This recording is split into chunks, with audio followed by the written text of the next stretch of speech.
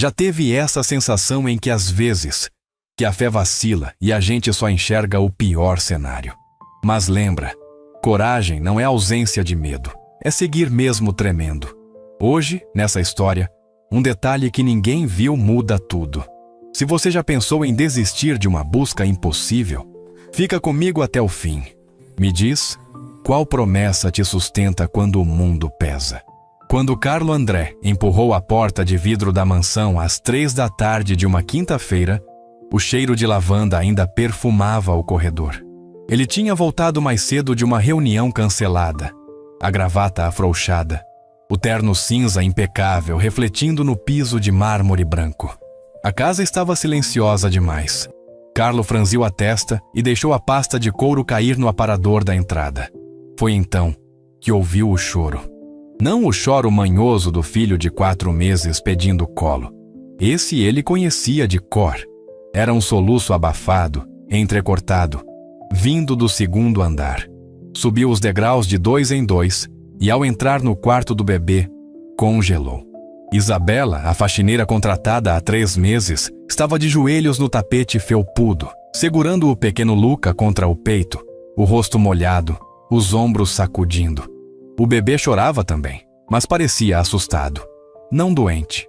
Carlos sentiu o coração acelerar. Algo estava errado, muito errado. Isabela, o que aconteceu? A voz dele saiu firme, mas a mão que segurou o batente da porta tremeu levemente.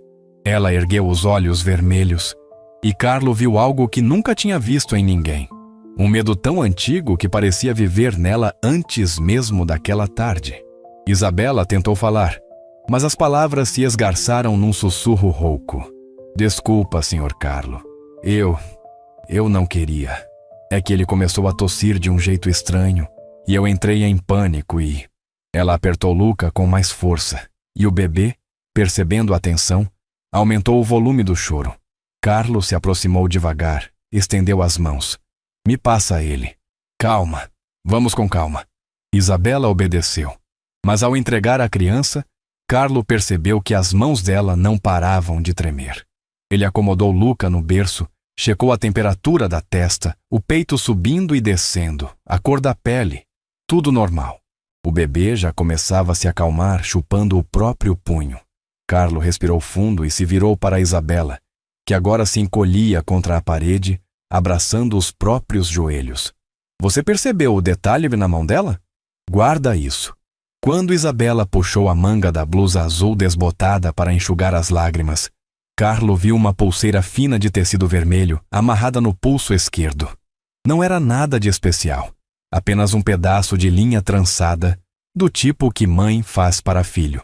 Mas no centro da trança havia 3 contas de madeira escura, cada uma com uma letra gravada, L, U, I. Carlo desviou os olhos, sem entender por que aquilo importava naquele momento. Isabela, ele está bem. Foi só um susto. Mas me explica, por que você entrou em pânico assim? Ela balançou a cabeça, mordendo o lábio inferior até quase sangrar.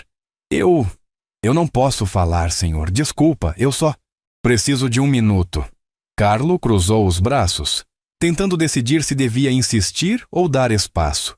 Foi quando Isabela puxou da carteira uma foto antiga, amassada, com as bordas desgastadas. Ela olhou para a imagem e um novo acesso de choro tomou conta dela. Meu filho tinha a mesma idade que o Luca, 4 meses. E um dia ele foi arrancado dos meus braços. E eu nunca mais vi. Carlo sentiu o chão se mover sob os pés. Ele conhecia a dor de perda.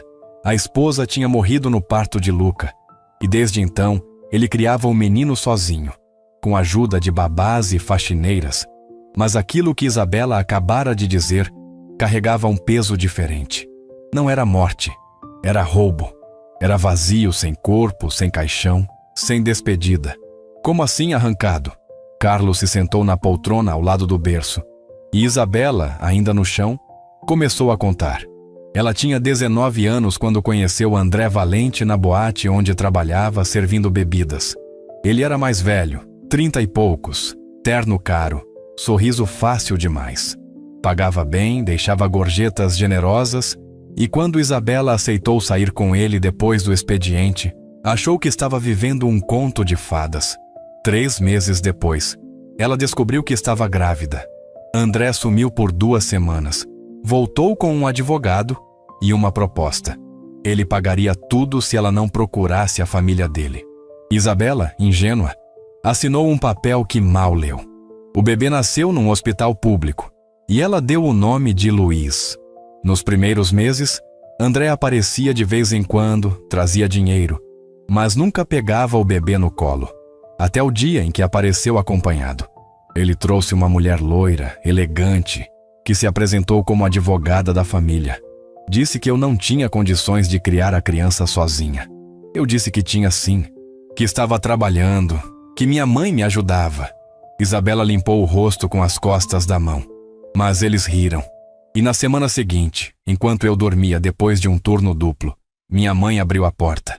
Eram eles, com uma ordem judicial falsa, cheia de carimbos, dizendo que eu era incapaz. Minha mãe, analfabeta, acreditou. Entregou o Luiz. Quando acordei, meu filho tinha sumido. Carlo fechou os olhos. A história era brutal demais para ser mentira. Você foi atrás? Procurou a justiça? Isabela riu, mas era um som sem graça. Senhor, eu era menor de idade quando assinei aquele papel. Não tinha dinheiro para advogado. Fui em 3 delegacias, e em todas me disseram que sem prova de paternidade, sem testemunha, sem o nome completo do homem. Porque André Valente pode ser qualquer um. Eu não tinha caso. Disseram que eu tinha entregue o bebê, que eu era histérica. Ela mostrou a pulseira no pulso. Eu fiz isso no último dia que segurei meu filho. Coloquei no pulso dele antes de dormir. L-U-I, Luiz. Fiz outra igual para mim, para lembrar que ele existiu, que eu não inventei. Repara no que não é dito. Carlo percebeu que Isabela não havia mencionado o sobrenome completo do homem, ou se sabia mais do que estava falando. Mas antes que pudesse perguntar, ela continuou. Quando viu Luca tossir daquele jeito hoje, por um segundo, foi como se fosse o Luiz. O mesmo jeito de franzir a testa, o mesmo movimento das mãozinhas. E eu só conseguia pensar, e se alguém tirar esse bebê também? E se eu não conseguir proteger? Ela cobriu o rosto com as mãos. Perdão, senhor Carlo. Eu sei que não sou nada para a família do senhor. Eu sou só a faxineira. Mas quando segurei o Luca por um instante, foi como se eu pudesse voltar no tempo e salvar meu filho. Carlo ficou em silêncio por um longo minuto. Ele era um homem prático, acostumado a resolver problemas com dinheiro e contatos. Mas algo na história de Isabela tocava fundo. Talvez porque ele também tinha perdido alguém. Talvez porque a dor dela era crua demais para ser ignorada. Quantos anos faz? 7 anos e meio, senhor. Meu Luiz teria quase 8 agora.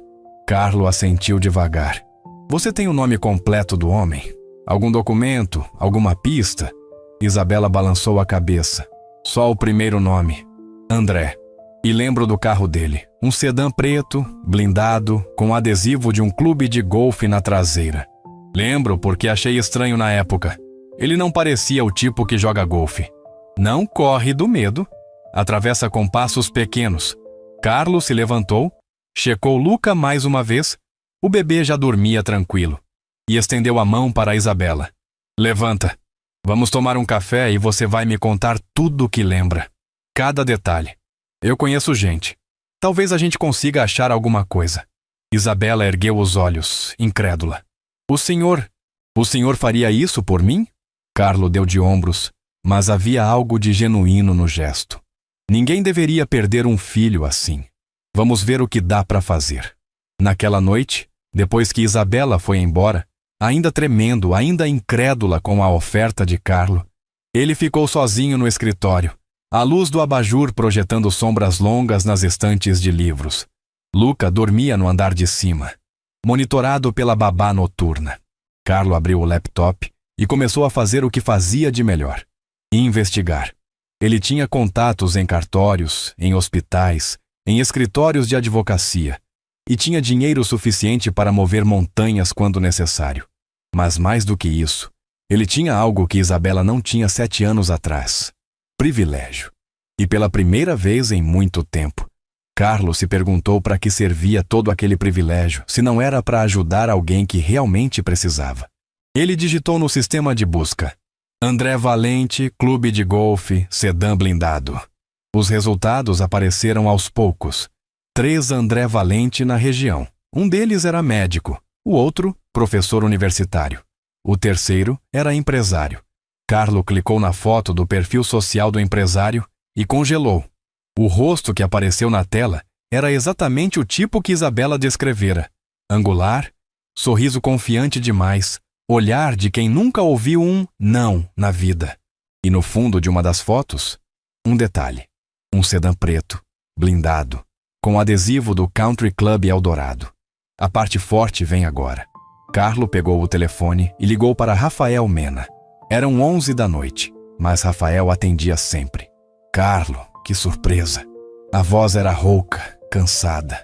Desculpa a hora, mas preciso de você para um trabalho. Discreto, urgente. Rafael suspirou do outro lado. Sempre é. Manda. Carlo explicou rapidamente. A história de Isabela, o bebê roubado, o nome André Valente Torres, o clube de golfe. Rafael ouviu tudo em silêncio. E quando Carlo terminou, o investigador fez a única pergunta que importava. Você tem certeza que quer mexer nisso? Família Valente Torres é pesada, dinheiro antigo, conexões políticas. Se eles realmente fizeram o que você está dizendo, vão ter enterrado tudo muito bem. Carlo não hesitou. Tenho certeza. Faz o trabalho. Rafael começou no dia seguinte. A primeira etapa foi confirmar se André Valente Torres tinha um filho na idade certa. Não foi difícil. Redes sociais são vitrines. Helena Torres, a esposa, postava com frequência fotos de eventos de caridade, jantares beneficentes, e no meio das imagens sempre aparecia um menino, Luiz Torres. Cabelos castanhos, olhos grandes, sorriso tímido. Rafael ampliou uma das fotos e viu algo que fez seu estômago revirar. No pescoço do menino, uma marca de nascença pequena em forma de coração. Ele anotou mentalmente e continuou cavando. A segunda etapa foi mais complicada: acessar registros de nascimento. Rafael tinha contatos dentro de cartórios, funcionários que deviam favores, que fechavam os olhos para consultas não oficiais. Foi assim que ele encontrou a inconsistência. Luiz Torres tinha sido registrado 2 vezes. A primeira vez no Hospital Público Santa Clara, sob o nome Luiz da Silva Rocha, filho de Isabela Rocha, mãe solteira. A segunda vez, 3 dias depois, no cartório particular da família Valente Torres, sob o nome Luiz Valente Torres, filho de André Valente Torres e Helena Prado Torres. Rafael fotografou os documentos, conferiu as datas, os carimbos, as assinaturas. Havia algo errado ali, muito errado. Ele ligou para Carlo. Achei, tem 2 registros. Um no nome da mãe biológica, outro no nome da família Torres. E os carimbos do hospital batem. É o mesmo bebê. Carlo sentiu um frio na espinha. Isso é suficiente para um processo? Rafael hesitou. É suficiente para levantar suspeita. Mas para ganhar na justiça, a gente vai precisar de mais. DNA seria o ideal. Mas sem ordem judicial, é complicado. E mesmo com DNA, a criança está há 7 anos com a família Torres. Qualquer juiz vai pensar 2 vezes antes de arrancar o menino de lá. Carlo cerrou os punhos. Então a gente vai atrás de mais provas. Tem que ter mais alguma coisa. Enquanto Rafael continuava investigando, Carlo precisava tomar uma decisão difícil. Contar ou não para Isabela o que haviam descoberto até agora. Ele sabia que dar esperança prematura era perigoso. Esperança sem resultado era apenas outra forma de tortura. Mas também sabia que Isabela merecia saber. Merecia saber que o filho dela estava vivo, bem cuidado, e a poucos quilômetros de distância. Ele esperou até o final de semana, quando Isabela apareceu para o turno de sábado. Ela ainda evitava o quarto de Luca, mas Carlo notou que sempre que passava perto da porta, ela diminuía o passo como se quisesse entrar, mas não tivesse coragem. Isabela, preciso falar com você. Ela estava limpando a cozinha, as mãos submersas em água com sabão. Virou-se, assustada. Aconteceu alguma coisa, senhor? Carlo fez sinal para ela se sentar à mesa. Eu contratei um investigador e ele achou algumas coisas sobre o seu filho. O rosto de Isabela perdeu toda a cor. Ela puxou a cadeira e se sentou devagar, como se as pernas não aguentassem mais o peso do corpo. O que ele achou? Carlo abriu a pasta que trouxera do escritório e colocou as fotos sobre a mesa. A primeira era do perfil de André Valente Torres. Isabela olhou e seus olhos se arregalaram. É ele. Esse é o homem. Eu nunca esqueci esse rosto. Carlo assentiu e empurrou a segunda foto. Era de um evento de família. André, Helena e, entre eles, um menino de uns 7 anos. Isabela pegou a foto com as mãos trêmulas e aproximou do rosto. Ela estudou cada detalhe: os olhos do menino, o formato do rosto, o jeito de sorrir com a boca fechada. E então ela viu, no pescoço dele, levemente visível porque a camisa estava aberta, uma marca de nascença, pequena, em forma de coração. O som que saiu da garganta de Isabela não era humano. Era um grito abafado, um soluço que carregava 7 anos de dor comprimida. Ela caiu da cadeira e se ajoelhou no chão da cozinha, segurando a foto contra o peito, balançando o corpo para frente e para trás.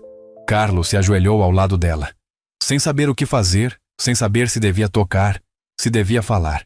Isabela chorava tão alto que Carlo teve medo de que acordasse Luca. É ele.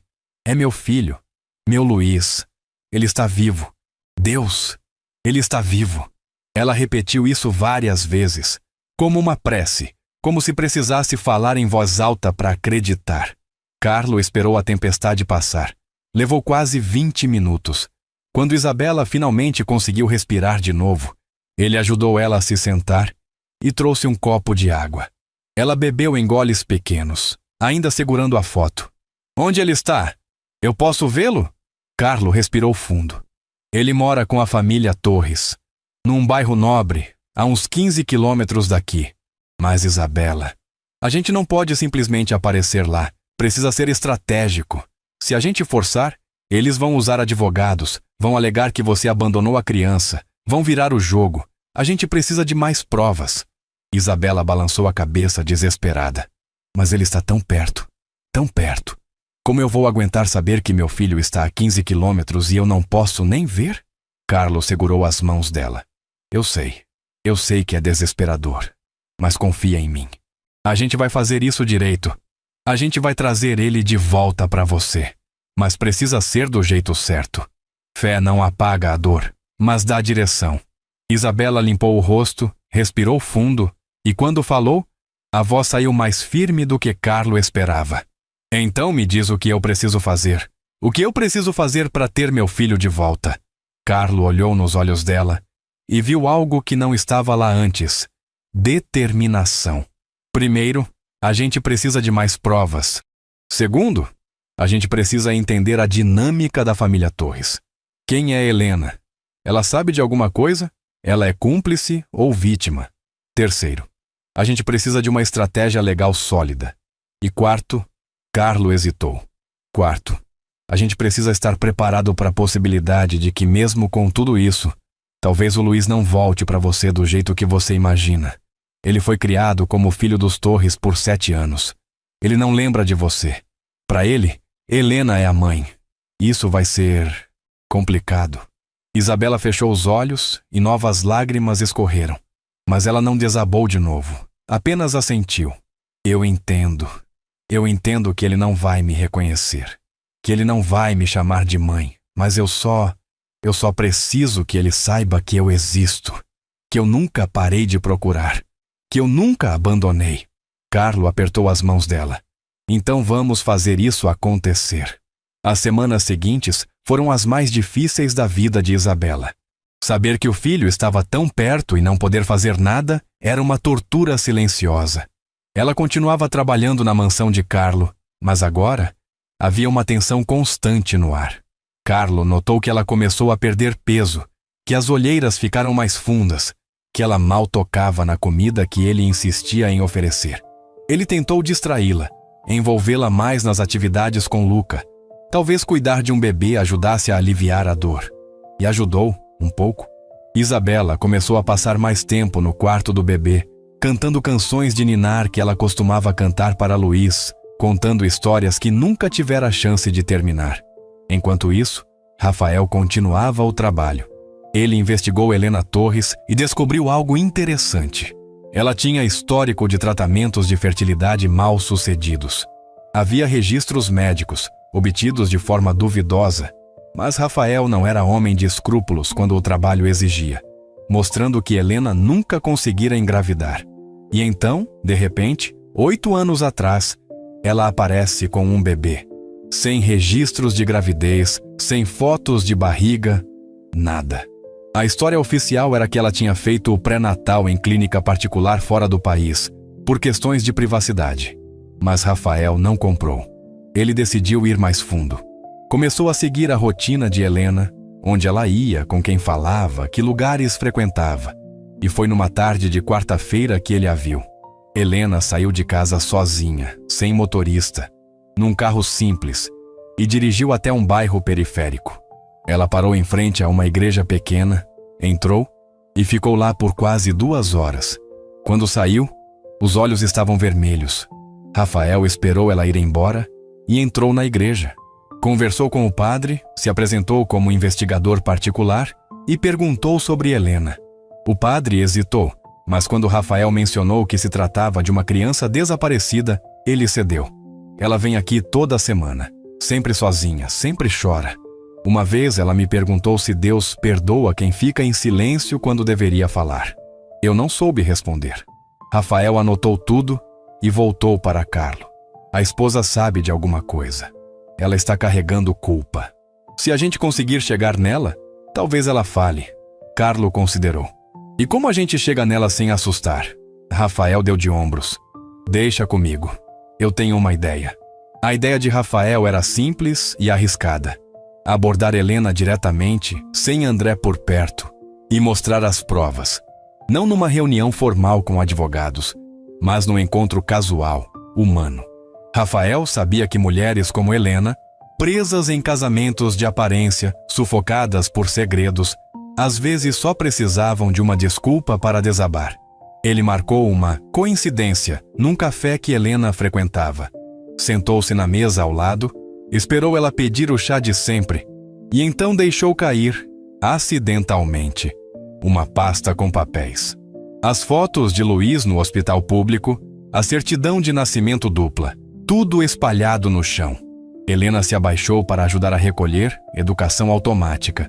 E quando viu as fotos, congelou. Ela ergueu os olhos para Rafael e ele viu o pânico.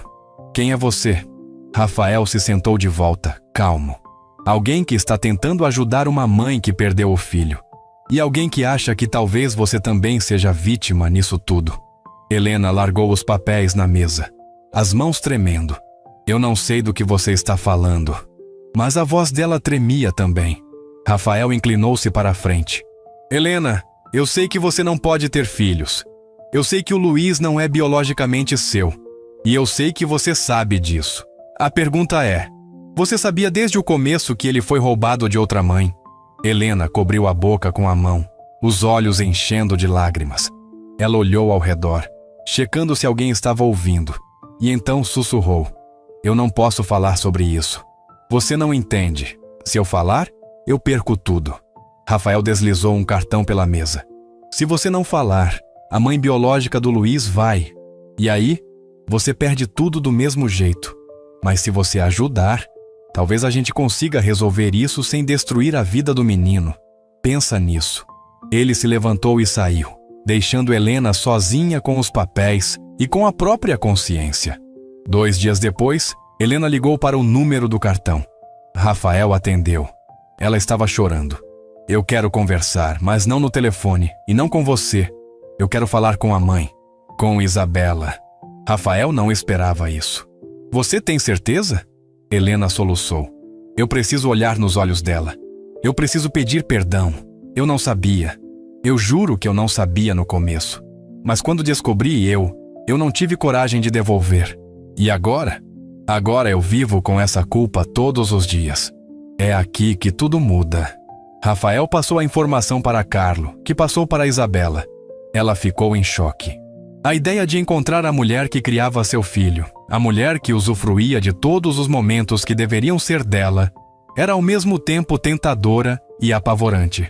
Mas Isabela sabia que não tinha escolha. Se Helena estava disposta a falar, ela precisava ouvir. Carlo ofereceu a mansão como local neutro. Helena aceitou. A reunião foi marcada para o sábado seguinte, de manhã, quando André estaria num torneio de golfe. Quando Helena tocou a campainha da mansão de Carlo, Isabela estava sentada na sala, as mãos entrelaçadas, rezando baixinho. Carlo abriu a porta e Helena entrou. Ela era exatamente como nas fotos, loira, elegante, roupas caras, mas de perto, Isabela viu o que as fotos não mostravam. O cansaço, a tristeza profunda nos olhos, os ombros caídos de quem carrega peso demais. Helena parou ao ver Isabela, e por um longo momento, as duas mulheres apenas se olharam. Então, Helena começou a chorar. Eu sinto muito, eu sinto tanto. E se jogou de joelhos no chão, soluçando, pedindo perdão de um jeito tão desesperado que Isabela, mesmo querendo odiá-la, não conseguiu. Isabela se levantou, se aproximou e fez algo que surpreendeu até ela mesma. Estendeu a mão e ajudou Helena a se levantar. Vamos sentar, vamos conversar. Helena se sentou no sofá, limpando o rosto com um lenço que Carlo ofereceu. Isabela sentou-se na poltrona em frente e Carlo ficou de pé, próximo, caso precisasse intervir. Helena respirou fundo e começou a falar. Quando o André trouxe o Luiz para casa, ele me disse que era filho dele de um relacionamento anterior. Disse que a mãe era instável, que tinha problemas com drogas, que não queria a criança. Ele mostrou papéis, documentos que pareciam oficiais, dizendo que ela tinha renunciado à guarda. Eu acreditei, ou eu quis acreditar, porque eu não podia ter filhos. E de repente ali estava a solução. Um bebê lindo, saudável, que precisava de mim. Helena limpou as lágrimas de novo. Os primeiros anos, eu vivi um sonho. Eu era mãe, finalmente. Eu cuidava dele. Acordava de madrugada quando ele chorava. Levava nas consultas. Ensinava as primeiras palavras. E eu amava. Eu amo aquele menino mais do que qualquer coisa nesse mundo. Isabela apertou os punhos, tentando controlar a raiva que subia. Mas deixou Helena continuar. Mas uns 2 anos atrás eu encontrei uma caixa no escritório do André. Dentro tinha documentos antigos. E lá estava, a certidão de nascimento original, com o seu nome, Isabela, com a data real. E eu entendi que meu marido tinha mentido, que ele não tinha adotado, que ele tinha roubado. Helena cobriu o rosto com as mãos. Eu confrontei ele. E sabe o que ele disse? Disse que fez o melhor para o menino. Que você era jovem demais, pobre demais, que o Luiz merecia uma vida melhor. E que se eu contasse para alguém, ele ia me destruir. Ia tirar tudo de mim. Ia alegar que eu era cúmplice. E eu tive medo. Onde faltar força, usa rotina. Respirar, orar, agir. Isabela respirou fundo, sentindo o peito apertar. Ela queria gritar, queria quebrar tudo. Queria fazer Helena sentir uma fração da dor que ela sentiu. Mas ao mesmo tempo, olhando para aquela mulher destroçada, Isabela viu algo que não esperava. Outra vítima. Helena não era a vilã. Era só outra peça no jogo cruel de André. Você gravou essa conversa. A voz de Isabela saiu baixa, mas firme. Helena ergueu os olhos, surpresa. Gravei. Eu tinha medo que ele apagasse as provas. Então gravei no celular sem ele saber. Carlo deu um passo à frente. Você ainda tem essa gravação? Helena assentiu. Tenho. E tenho a certidão original também. Eu escondi tudo, porque uma parte de mim sempre soube que um dia isso ia vir à tona. Isabela sentiu algo se mover dentro do peito. Era a esperança. Esperança real, tangível, pela primeira vez em 7 anos. Você me daria essas provas? Helena olhou para Isabela com os olhos vermelhos. Eu te dou. Mas eu te peço uma coisa só. Isabela esperou. Não tira o Luiz de mim de uma vez. Deixa eu preparar ele. Deixa eu explicar aos poucos. Ele é meu filho também, Isabela. Eu sei que biologicamente não sou nada, Mas eu o criei. Eu sou a única mãe que ele conhece. Se você tirar ele de uma vez, vai destruir ele. E eu sei que você não quer isso. A pergunta silenciosa pairou no ar. Você consegue compartilhar seu filho com a mulher que o criou no seu lugar? Isabela fechou os olhos, buscando força em algum lugar profundo. Quando abriu, tinha lágrimas, mas também decisão. Eu não quero destruir meu filho. Eu não quero tirar ele de uma vida que ele conhece. Eu só quero fazer parte. Nem que seja pequena, nem que seja aos poucos. Mas eu preciso que ele saiba que eu existo, que eu nunca desisti, que eu sempre amei. Helena soltou um suspiro de alívio misturado com dor. Então a gente faz juntas. A gente explica para ele, a gente dá tempo e a gente tira o André da jogada, porque ele não merece estar perto de nenhuma de nós. A reunião terminou com um acordo frágil, mas real. Helena entregou a gravação e a certidão de nascimento original para Carlo, que imediatamente passou tudo para Rafael. Agora, com provas concretas, admissão gravada de André, registro duplo, testemunho de Helena, eles tinham o suficiente para forçar um acordo. Mas a estratégia precisava ser cirúrgica. Não era questão de apenas expor André. Era questão de proteger Luiz e garantir que Isabela tivesse direitos sem traumatizar a criança. Rafael montou um dossiê completo. Cada documento, cada gravação, cada foto, tudo organizado de forma que qualquer advogado veria na verdade em 5 minutos. Carlo contratou um advogado especializado em direito de família. Alguém conhecido por não ter medo de enfrentar famílias poderosas. Seu nome era Dr. Tomás Cardoso, um homem de 60 anos, cabelos grisalhos, postura séria, mas olhos gentis. Tomás ouviu a história inteira, revisou as provas e no final disse apenas uma coisa: isso é caso ganho. Mas não vai ser fácil. Os Torres vão lutar, vão tentar comprar silêncio, ameaçar, sujar reputação. Vocês precisam estar prontos. Isabela estava. Ela não tinha mais nada a perder. A reunião com os advogados de André foi marcada para uma terça-feira à tarde, num escritório neutro no centro da cidade.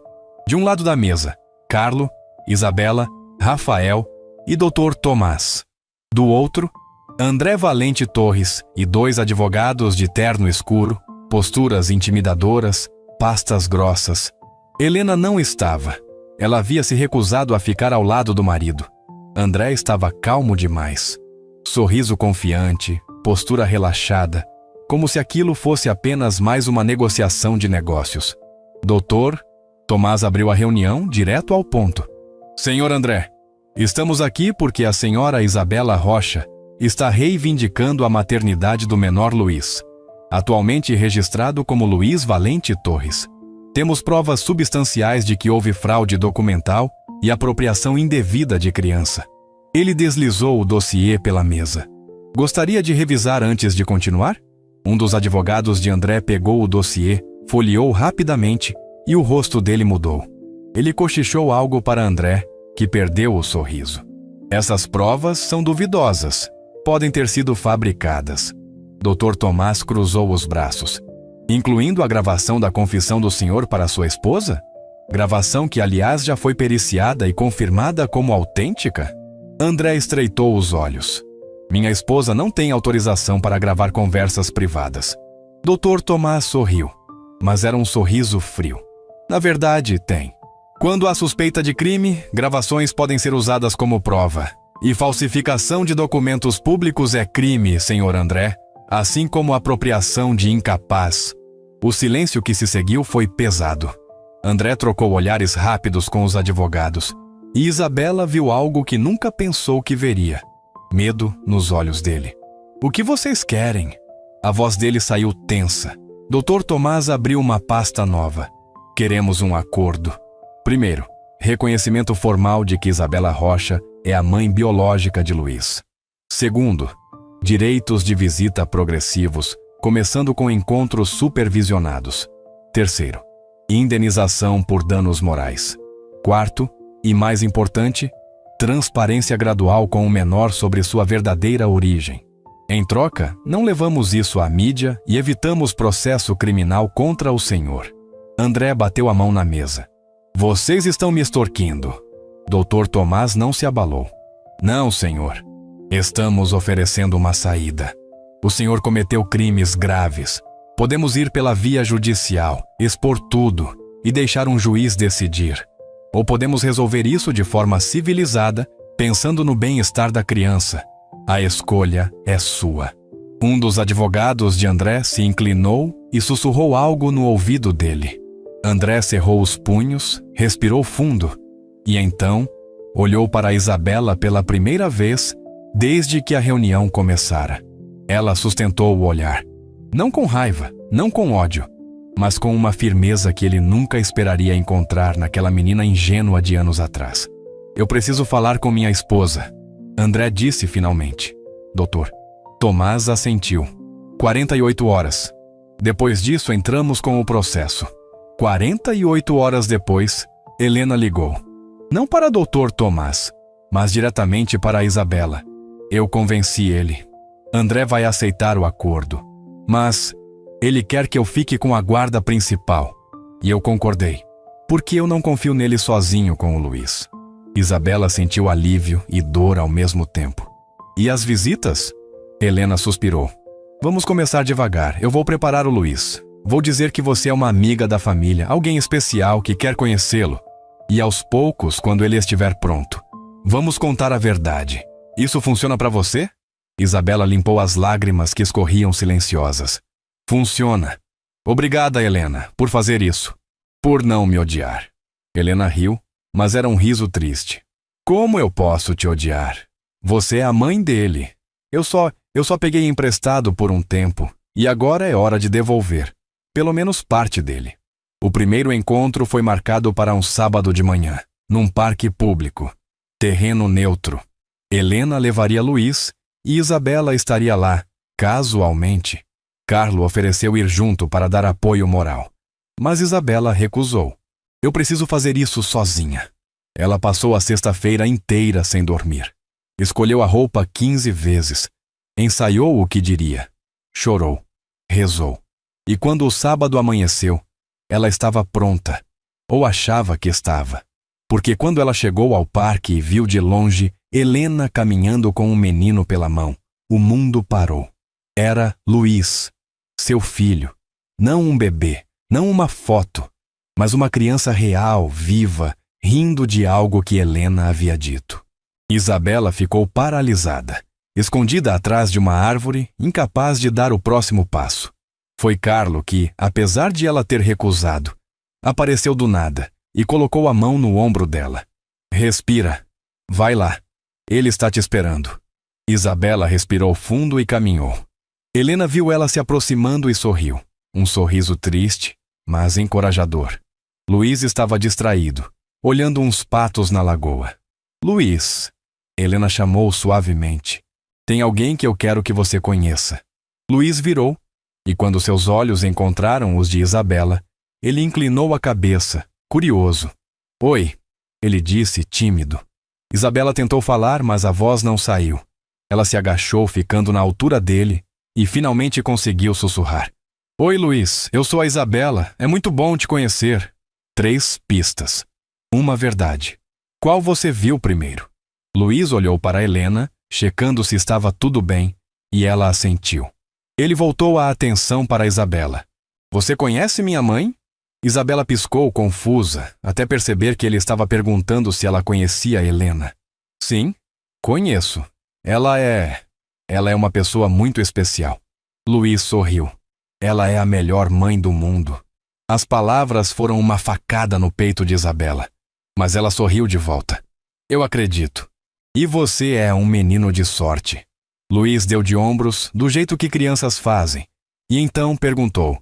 Você quer alimentar os patos comigo? E assim, sem dramaturgia, sem grande revelação, Isabela passou a primeira hora com o filho em 7 anos. Eles jogaram migalhas de pão para os patos. Luiz falou sobre a escola, sobre os amigos, sobre o cachorro que queria ganhar no aniversário. Isabela ouviu cada palavra como se fosse a coisa mais importante do mundo. E em vários momentos, ela precisou se afastar, fingindo checar o celular, só para limpar as lágrimas. No final da manhã, quando Helena disse que era hora de ir, Luiz acenou para Isabela.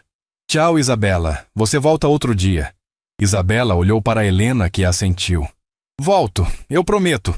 E enquanto via Helena e Luiz se afastarem, de mãos dadas, Isabela caiu de joelhos na grama e chorou. Mas dessa vez, eram lágrimas boas, lágrimas de gratidão, porque depois de 7 anos, ela tinha tocado no filho, conversado com ele, ouvido a voz dele, e ia ter mais. Não tudo, não do jeito que sonhara, mas ia ter. Os meses seguintes foram de ajuste.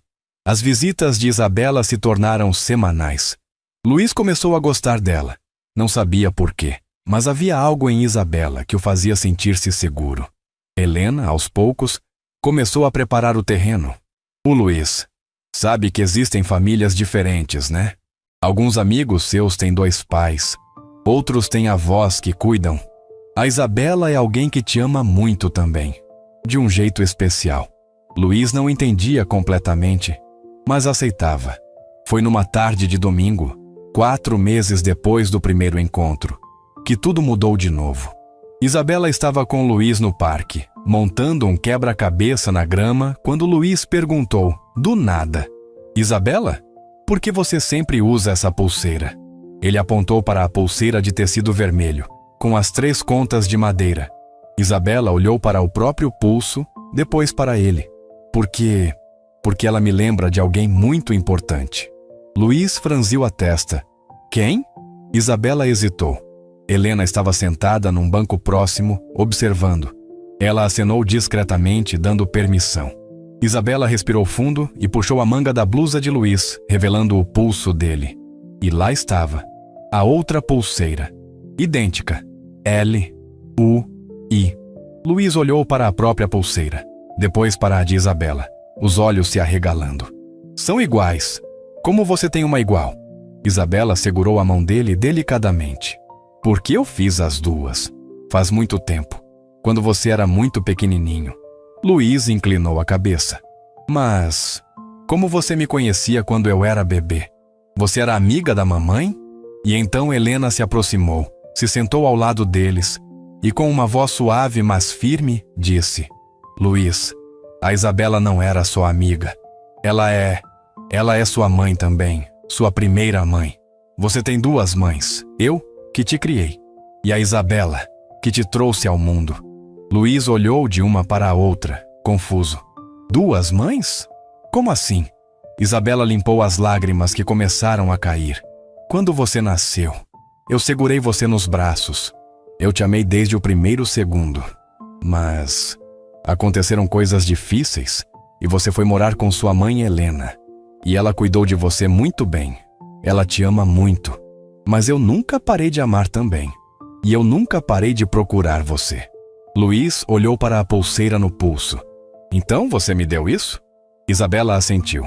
Te dei, no último dia que te segurei. Luiz ficou em silêncio por um longo tempo. Então, com a sinceridade brutal das crianças, ele perguntou: E por que você não ficou comigo? Isabela sentiu o coração se partir. Como explicar para uma criança de 8 anos o conceito de roubo, de injustiça, de impotência? Helena interveio. Não foi escolha dela, amor. Foi complicado. Coisas de adultos. Mas o importante é que ela sempre te amou. E agora, a gente pode estar juntos. Os 3. Luiz olhou para Isabela, estudando o rosto dela, como se tentasse decidir se acreditava ou não. E então, fez a pergunta que Isabela mais temia. Você vai me levar embora? Longe da mamãe Helena? Isabela balançou a cabeça rapidamente. Não, nunca. Eu não vim para te tirar de ninguém. Eu só quero fazer parte da sua vida. Se você deixar. Luiz pensou por mais um momento. E então, simplesmente ele deu de ombros. Tá bom. 2 mães é legal. Meu amigo da escola tem 2 pais. Agora eu tenho 2 mães. E voltou a montar o quebra-cabeça, como se fosse a coisa mais natural do mundo. Isabela e Helena trocaram um olhar de alívio e descrença. Crianças eram mais resilientes do que adultos imaginavam. Luiz processou a informação sem trauma, sem drama. Para ele, era simples. Mais gente que o amava. E estava tudo bem. Isabela cobriu o rosto com as mãos e chorou, mas eram lágrimas de pura, absoluta gratidão. André, por outro lado, não aceitou bem. Ele tentou reverter o acordo, contratar novos advogados, alegar que Helena era instável. Mas as provas eram incontestáveis, e a gravação da confissão dele era um tiro no pé. Helena, fortalecida pela verdade e pelo apoio de Isabela, pediu o divórcio. Foi um processo longo, amargo, mas no final ela ficou com a guarda de Luiz, e André foi obrigado a aceitar a presença de Isabela na vida do menino. Ele se afastou, amargurado, e com o tempo, Luiz começou a vê-lo cada vez menos. Não foi uma decisão judicial, foi escolha do próprio menino. 1 ano depois do primeiro encontro no parque, Isabela estava oficialmente reconhecida como mãe biológica de Luiz. Ela tinha direitos de visita ampliados, participava de eventos escolares, festas de aniversário, decisões importantes. E, surpreendentemente, ela e Helena desenvolveram uma amizade genuína. Não era fácil. Havia momentos de ciúme, de tensão, de disputa silenciosa pelo afeto de Luiz. Mas ambas sabiam que o importante era ele. E juntas, apesar de tudo, elas estavam criando um menino feliz, seguro, amado. Carlo acompanhou toda a jornada de perto. Em alguns momentos ele se perguntou por que havia se envolvido tanto. Ele não conhecia Isabela quando começou. Ela era apenas a faxineira. Mas quanto mais ele via a força dela, a determinação, o amor inabalável por um filho que ela não via há anos, mais ele entendia. Ele entendia porque ele também era pai. E se alguém tivesse roubado o Luca dele, ele iria querer que alguém o ajudasse também. Era simples assim. Uma tarde, enquanto Isabela e Luiz brincavam no jardim da mansão, ela agora era praticamente da família, mais do que funcionária. Carlo se sentou ao lado de Helena, que havia vindo visitar. "Você acha que fez a coisa certa?" ele perguntou. Helena olhou para Luiz, que ria enquanto Isabela o perseguia numa brincadeira de pega-pega. "Eu acho que fiz a única coisa certa. Finalmente. Levei tempo demais, mas... sim, fiz." Ela virou para Carlo. "E você? Não se arrepende de ter mexido nisso?" Carlo balançou a cabeça. "Nem um pouco. Algumas coisas valem a bagunça." 2 anos depois do primeiro encontro no parque, numa tarde de sábado, Isabela estava na sala de Helena. Sim, ela agora frequentava a casa, ajudando Luiz com a lição de matemática. Luiz, agora com quase 10 anos, já chamava Isabela de Mãe Isa. Não tinha esquecido Helena. Ela ainda era mãe, sem prefixo, mas tinha espaço no coração para as duas. E de alguma forma estranha, isso funcionava. Foi naquele dia que Luiz, do nada, perguntou: "Mãe Isa, por que você não mora aqui com a gente?" Isabela ficou sem resposta. Helena, que estava na cozinha, apareceu na porta. Por que não?" Isabela olhou de uma para a outra, confusa. "Vocês estão falando sério?" Helena deu de ombros. "A casa é grande. Você passa metade da semana aqui de qualquer jeito. E seria mais fácil. Para o Luiz. E para nós." Isabela sentiu o peito apertar. "Helena, eu não quero invadir seu espaço. Você já fez tanto." Helena cruzou os braços, mas estava sorrindo. "Isabela, a gente já está vivendo essa loucura de 2 mães. Pode morar junto também. E olha, eu gosto de você. A gente virou, sei lá, família estranha." Luiz pulou da cadeira, empolgado. "Você vai morar aqui? Sério? Vai ser demais." Isabela riu, chorando ao mesmo tempo. Eu preciso pensar." Mas no fundo, ela já sabia a resposta. 3 semanas depois, Isabela se mudou para a casa de Helena. Não como funcionária, não como visita, mas como família. Ela tinha um quarto próprio, mas compartilhava as refeições, as responsabilidades, a criação de Luiz. E, surpreendentemente, funcionava. Elas dividiam tudo, das tarefas domésticas às decisões sobre escola, festas, limites. E Luiz crescia cercado de amor. Amor dobrado. Carlo, ao saber da mudança, ficou genuinamente feliz. Ele tinha perdido uma faxineira, mas tinha ganhado uma amiga. Isabela ainda o visitava regularmente, levando Luiz para brincar com Luca, que agora tinha 3 anos e adorava o primo mais velho. As duas famílias, unidas por aquela história improvável, se tornaram entrelaçadas. 4 anos depois daquela quinta-feira em que Carlo encontrou Isabela chorando no quarto de Luca, numa tarde ensolarada de domingo, havia uma festa no jardim da casa de Helena. Era o aniversário de Luiz, 12 anos. A casa estava cheia de amigos da escola, primos, vizinhos. Helena e Isabela preparavam os últimos detalhes da mesa de doces, lado a lado, rindo de alguma piada interna. André não estava presente. Ele havia se afastado completamente, preferindo pagar pensão generosa e evitar o constrangimento de ver a ex-mulher e a mãe biológica do filho criando o menino juntas. Luiz estava no centro do jardim, cercado de amigos, soprando as velhinhas do bolo. Quando terminou, ele olhou para onde Helena e Isabela estavam e gritou: "Mães, vem cortar o bolo!" As duas se entreolharam, sorriram e caminharam juntas até o menino. Carlo estava ali também, com Luca no colo, observando tudo. E quando Luiz abraçou as duas mães ao mesmo tempo, Carlo sentiu algo se mover no peito. Não era lágrima, era gratidão. Gratidão por ter ajudado, por ter acreditado, por ter insistido quando parecia impossível.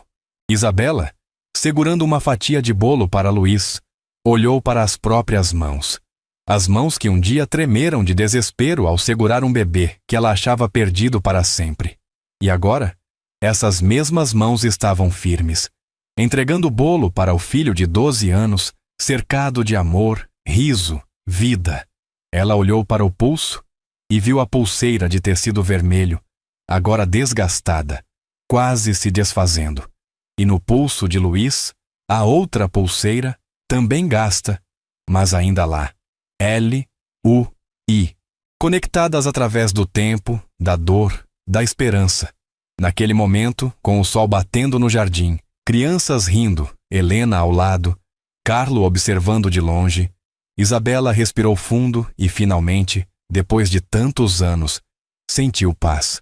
Não era o final que ela sonhara quando tinha 19 anos e segurava um bebê recém-nascido. Não era da história perfeita dos filmes, mas era real. Era dela. E era bom. Muito bom. Helena colocou a mão no ombro de Isabela e sussurrou: "Obrigada. Por perdoar. Por dividir. Por fazer isso funcionar."